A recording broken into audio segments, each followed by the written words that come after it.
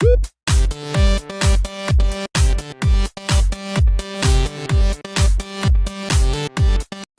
Everyone, आज आप लोगों को हम सिंपल टू कंपाउंड और कंपाउंड टू सिंपल सेंटेंस बनाना सिखाएंगे। आप इस बात को ध्यान रखिएगा कि ये जो सिंपल टू कंपाउंड और कंपाउंड टू सिंपल हम बताने जा रहे हैं, ये ट्रांसफॉर्मेशन के अंतर्गत आते हैं। सिंपल सेंटेंस को कंपाउंड सेंटेंस में कैसे बदला जाता है और कंपाउंड सेंटेंस को सिंपल सेंटेंस में कैसे बदला जाता है, पहले हमें उनकी पहचान, उनकी बनावट के बारे में जानकारी होगी तो फिर हमें बनाना सेंटेंस आसान होगा, अन्यथा सेंटेंस बनाने में बड़ा कठिनाई होगी। सबसे पहले हम लोग सिंपल सेंटेंस को लेते हैं। सिंपल सेंटेंस के बारे में हमने बताया था पहले भी, फिर से सुन लीजिएगा। सिंपल सेंटेंस किसे कहते हैं? सिंपल सेंटेंस वो सेंटेंस होता है जहां हमारी मेन वर्ब या फाइनाइट वर्ब जो है वो केवल एक होती है। क्या करना है? सिंपल सेंटेंस वो सेंटेंस होता है जहां मेन वर्ब या फाइनाइट वर्ब हमारी जब एक हो, वो सेंटेंस सिंपल सेंटेंस कहलाता है। अब इस बात को दिमाग में ध्यान में रखिएगा। चलो कुछ सेंटेंस पहले हम पहचान लेते हैं कि किस तरह से मेन वर्ब हमारी एक है, फाइनाइट वर्ब एक है। उसके कुछ एग्जांपल हम लोग ले लेते हैं। सबसे पहले एक सिंपल सेंटेंस किसे कहते हैं? हमने बताया था कि मेन वर्ब हमारी एक होती है। मेन वर्ब एक होती है तो मेन वर्ब किसे कहते हैं? ये क्वेश्चन आता है हमारे सामने। सबसे पहले मेन वर्ब किसे कहा जाता है? मेन वर्ब उस वर्ब को कहा जाता है जिसके पहले हेल्पिंग वर्ब आए, और अगर हेल्पिंग वर्ब नहीं है तो नाउन आना चाहिए। नाउन नहीं होता है तो प्रोनाउन आना चाहिए, और प्रोनाउन भी नहीं है तो मेन वर्ब के तुरंत पहले कंजक्शन होना चाहिए। और अगर ये कुछ नहीं है तो फिर सेंटेंस हमारा इम्परेटिव होना चाहिए। वर्ब की फर्स्ट फॉर्म से स्टार्ट होता है जो सेंटेंस हमारा, तो वो वर्ब हमारी मेन वर्ब होती है। फॉर एग्जाम्पल हमने ये 3 सेंटेंस लिख रखे हैं। पहला हमने पढ़ा कमल इज प्लेइंग क्रिकेट। हमने देखा इस सेंटेंस में प्लेइंग एक वर्ब है। अब ये मुख्य मेन फाइनाइट वर्ब है कि नहीं है, ये कैसे पहचानेंगे? तो अभी बताया था वर्ब के पहले हेल्पिंग वर्ब है क्या? नहीं, हाँ है। अगर है तो ये हमारी वर्ब जो है वो मेन वर्ब हो गई। तो पता चला पूरे सेंटेंस में मेन वर्ब केवल एक ही है, तो ये सेंटेंस हमारा सिंपल हो गया। दूसरा sentence Renu learned a lesson. इसमें देखा हमने लर्नड एक वर्ब है और उसके पहले रेनू नाउन है। तो पूरे सेंटेंस में वर्ब एक है, उसके पहले नाउन है, तो ये सेंटेंस भी हमारा सिंपल सेंटेंस हो गया। नेक्स्ट सेंटेंस भी लिखे सी कुक्स फूड डेली। हम इस पूरे सेंटेंस में देखें एक ही वर्ब है, उसके पहले सी प्रोनाउन है। तो अभी बताया जिस वर्ब के पहले नाउन या प्रोनाउन या हेल्पिंग वर्ब या कंजक्शन हो तो वो वर्ब हमारी मेन वर्ब कहलाती। पूरे सेंटेंस में मेन वर्ब एक है, तो ये सेंटेंस भी जो है वो हमारा सिंपल हो गया। इसका नेक्स्ट सेंटेंस हमारा रहता है Manju came and helped me. अब हम ये देखते हैं सेंटेंस हमारा सिंपल है कि नहीं। तो हमने देखा केम एक वर्ब, हेल्प्ड दूसरी वर्ब, केम के पहले मंजू नाउन है और हेल्प्ड के पहले एंड कंजक्शन है। तो पता चला इस सेंटेंस में मेन वर्ब जो है वो 2 हैं। अब जो मेन वर्ब 2 हैं, जबकि अभी बताया था सिंपल सेंटेंस में मेन वर्ब तो एक ही होना चाहिए था। अब मेन वर्ब 2 है तो ये सेंटेंस हमारा सिंपल नहीं हो सकता है। क्या होगा, क्या हो सकता है, इसे अभी हम आगे बताएंगे। इसी तरह से एक सेंटेंस और लिखा है गो देयर। सभी को पता है इंपरेटिव में यू छिपा रहता है, तो गो वर्ब की फर्स्ट फॉर्म है, ये तो हमारी जो है वो मेन वर्ब मानी जाती है। और मेन वर्ब मानी जाती है यानी कि सेंटेंस हमारा सिंपल हो गया। तो इस तरह से ये सेंटेंस हमारे सिंपल सेंटेंस हो। अब ये 2 सेंटेंस हमने और लिख रखे हैं तुम्हारे लिए, पढ़ो और पहचानो। हम तुम्हारी हेल्प कर देंगे। पहचानो कि इसमें मेन वर्ब कौन कौन सी हैं और मेन वर्ब कितनी हैं, कि सेंटेंस सिंपल सेंटेंस है या नहीं है। तो हमने देखा इसमें एक ये वर्ब है, एक ये वर्ब। इस सेंटेंस में 2 वर्ब हैं, वर्ब 2 हैं। मेन वर्ब या फाइनाइट वर्ब की बात नहीं कर रहे अभी। इसके पहले हम देखें ये हमारा ही जो है प्रोनाउन है, तो ये पता चला ये तो मेन वर्ब हो गई हमारी। इसके पहले टू जो है वो प्रीपोजिशन है और ये इन्फिनिटिव भी कहलाता है हमारा, इसलिए ये मेन वर्ब नहीं है। तो पूरे सेंटेंस में मेन वर्ब जो है वो हमारी एक ही है, तो ये सेंटेंस हमारा सिंपल सेंटेंस हो गया। दूसरा सेंटेंस हमने देखा, लिखा है seeing this he called her father. पहला वर्ब हमारा सीइंग है, दूसरा वर्ब हमारा कॉल्ड है। पूरे सेंटेंस में दो वर्ब हैं, लेकिन वर्ब में एनजी लगी, यानी ये जीरंड है, और जीरंड को मेन वर्ब नहीं माना जाता। और कॉल्ड के पहले ही प्रोनाउन है, तो पता चला ये मेन वर्ब है। पूरे सेंटेंस में मेन वर्ब एक, तो ये सेंटेंस हमारा सिंपल हो गया। उम्मीद करते हैं पहचान लिए होंगे। दो सेंटेंस हम आपके लिए फिर से दे रहे हैं, अब पहचानो कि सेंटेंस सिंपल है या नहीं है। अगर आप पहचान लिए तो फिर सेंटेंस बनाना आसान रहेगा, और बगैर पहचान के आप सेंटेंस बना नहीं पाएंगे। पहला सेंटेंस हमारा hearing the noise they went to see there. इस सेंटेंस में हमने देखा वर्ब 3 है। हियरिंग तो हमारा क्या है, जीरंड हो गया, तो ये मेन वर्ब 2 3 ही ना। टू सी जो है वो हमारा इन्फिनिटिव है, ये भी मेन वर्ब नहीं होता। वेंट के पहले दे प्रोनाउन है, तो ये मेन वर्ब। पूरे सेंटेंस में मेन वर्ब एक है, तो ये सेंटेंस हमारा सिंपल हो गया। दूसरा सेंटेंस भी देखते हैं, हियरिंग वेंट सी। इस सेंटेंस में हमने देखा 3 वर्ब हैं। ऑन हियरिंग, हियरिंग के पहले हमने देखा ये ऑन प्रीपोजिशन, तो ये मेन वर्ब नहीं हो सकता। वेंट के पहले वी जो है प्रोनाउन है, तो ये तो मेन वर्ब है। टू सी ये तो इन्फिनिटिव है, ये भी मेन वर्ब नहीं हो सकता। तो ये पूरे सेंटेंस में मेन वर्ब एक ही है, तो इसलिए सेंटेंस हमारा सिंपल सेंटेंस हो गया। उम्मीद करते हैं ये पहचानना आ गए होंगे। चलो बात करते हैं अब कंपाउंड सेंटेंस की। कंपाउंड सेंटेंस को हिंदी में संयुक्त वाक्य कहते हैं। क्या कहते हैं? संयुक्त वाक्य। जब कहा जाए कि सिंपल सेंटेंस को कंपाउंड सेंटेंस में बदलो, तो इसका मतलब होता है कि सिंपल सेंटेंस के किसी वर्ड यानी शब्द या फ्रेज, जिसको हिंदी में वाक्यांश कहते हैं, का विस्तार करके हमें कोऑर्डिनेट क्लॉज यानी समानपदी उपवाक्य में बनाना है।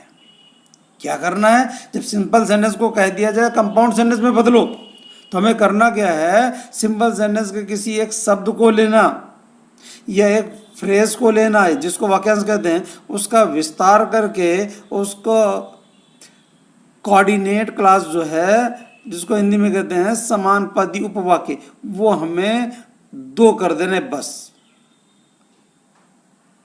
चलो आगे सिखाते हैं, देखते हैं कि कंपाउंड। पहले तो हमें ये जानना है कि कंपाउंड सेंटेंस किसे कहते हैं। तो कंपाउंड सेंटेंस में 2 इंडिपेंडेंट क्लॉजेस यानी 2 प्रमुख उपवाक्य होंगे। 2 प्रमुख उपवाक्य से मतलब क्या है? अब सीधा सा मतलब ऐसे समझ लो कि मेन वर्ब 2 होंगी इसमें, और सेंटेंस को इन कंजक्शन से जोड़ दिया जाएगा। ये पर्टिकुलर कंजक्शन जो है कंपाउंड के हैं हमारे। आपको क्या करना है? ये कंपाउंड के कंजक्शन याद रखने हैं। अगर आप कंजक्शन याद नहीं रख सकते तो फिर बना नहीं पाएंगे। इनका हमें अर्थ बताना है। अब अर्थ भी याद रखिए, कंजक्शन भी याद रखिए, फिर बनाना सिखाते हैं। तो एंड मीन्स होता है और, बट माने होता है लेकिन या किंतु या परंतु, फॉर मीन्स होता है क्योंकि, सो माने होता है इसलिए, देयरफॉर का अर्थ भी होता है इसलिए या फिर अतः, और का अर्थ होता है अथवा, और का अर्थ होता है अन्यथा, और का अर्थ होता है नहीं तो। 3 अर्थ होते हैं और के, अथवा अन्यथा नहीं तो। अदरवाइज का भी अर्थ यही होता है, अथवा अन्यथा नहीं तो। एल्स का भी अर्थ ये होता है, अथवा अन्यथा नहीं तो।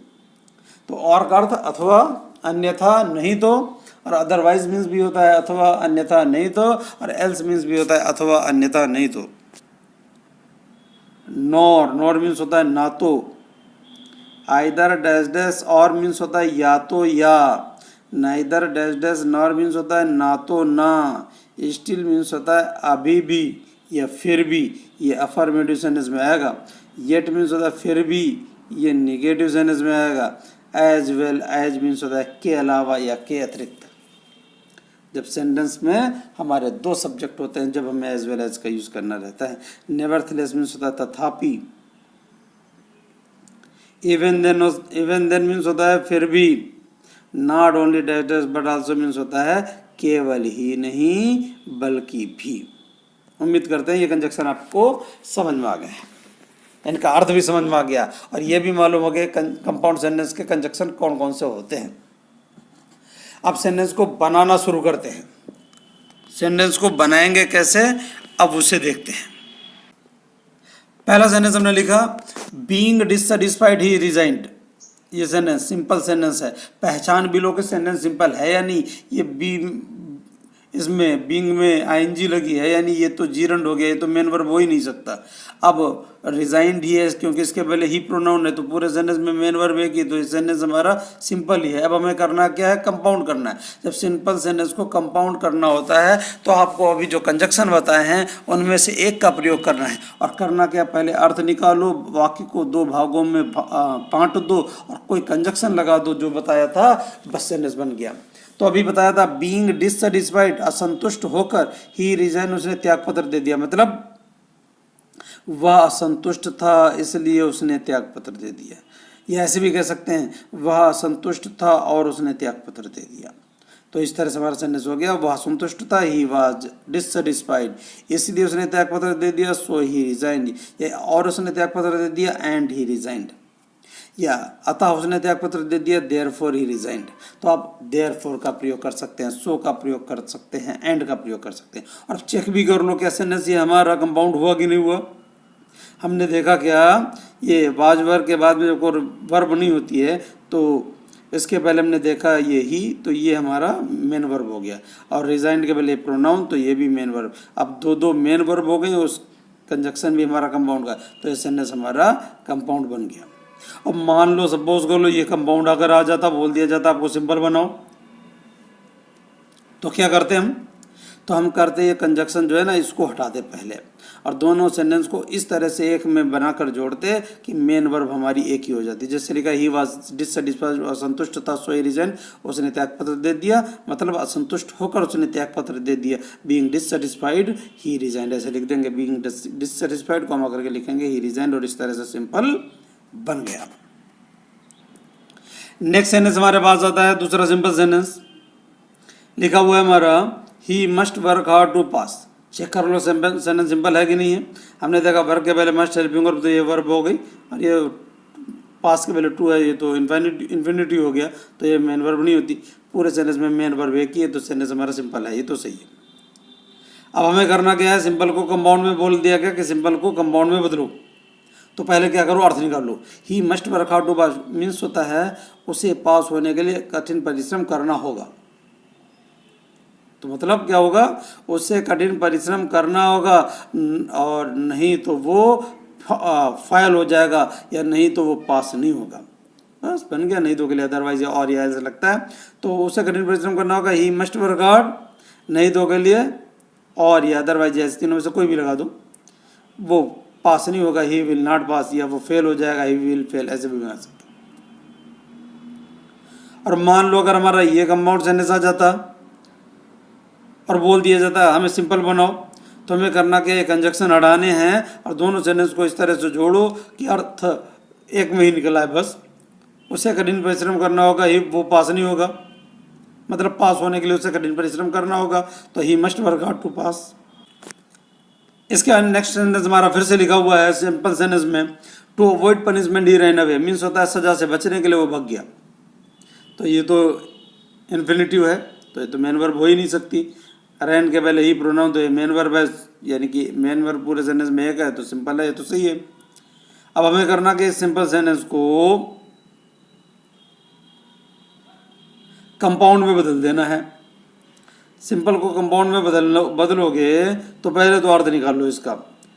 टू अवॉइड पनिशमेंट ही रहना पे, सजा से बचने के लिए वो भाग गया, यानी अब इसको क्या करो, दो भागों में बांट दो, तोड़ दो, और कंजक्शन इनमें से कोई एक लगा लो जो भी बताए।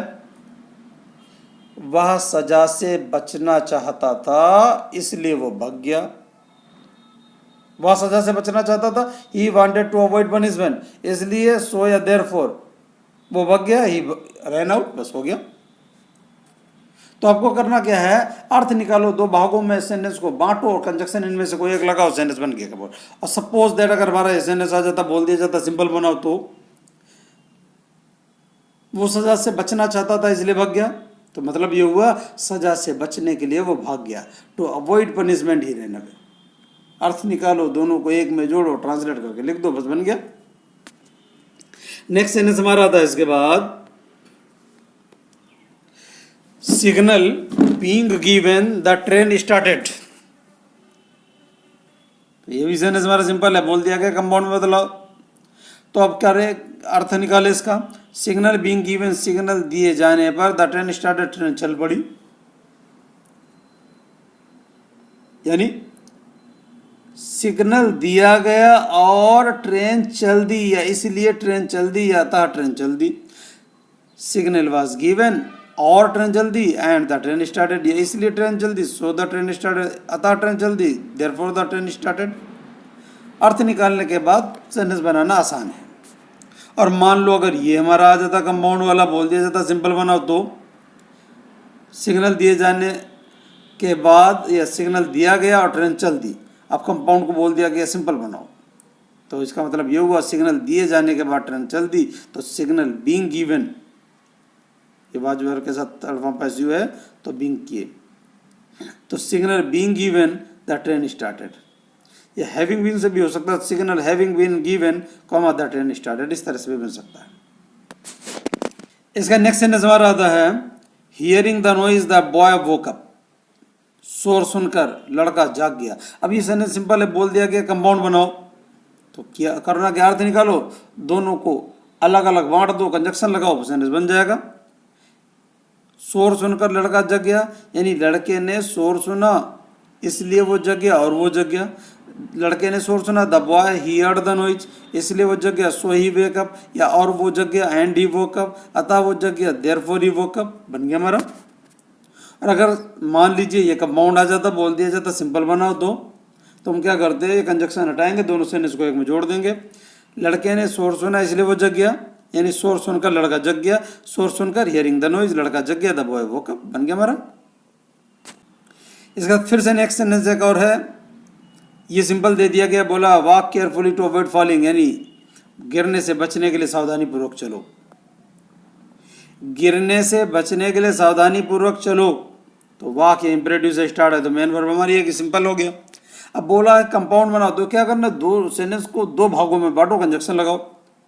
गिरने से बचने के लिए सावधानी पूर्वक चलो, सावधानी पूर्वक चलो, कहीं ऐसा ना हो तुम गिर जाओ, या नहीं तो तुम गिर जाओगे। सावधानी पूर्वक चलो, वॉक केयरफुली, नहीं तो और या अदरवाइज एल्स तुम गिर जाओगे, यू विल फॉल, बन गया। और मान लो अगर हमारा ये आ जाता कंपाउंड सेंटेंस और बोल दिया जाता सिंपल बनाओ, तो वॉक केयरफुली और यू विल फॉल, सावधानी पूर्वक चलो, नहीं तो तुम गिर जाओगे, अन्यथा तुम गिर जाओगे, तो मतलब गिरने से बचने के लिए सावधानी पूर्वक चलो, walk carefully to avoid falling, बन गया हमारा। तो हुआ क्या, आप सेंटेंस के कंजक्शन याद रखो, सेंटेंस का अर्थ निकाल लो, सेंटेंस सिंपल को दो भागों में बांटकर कंजक्शन लगा दो, लिख दो। अच्छा, कंपाउंड से सिंपल बनाना हो तो सेंटेंस का कंजक्शन हटाओ, दोनों को एक भाग में जोड़ने की कोशिश करो, हिंदी में जोड़ लो, उसे ट्रांसलेट करके लिख दो, सेंटेंस बन जाएगा। इस तरह से सिंपल टू कंपाउंड सेंटेंस बनाना बहुत आसान है।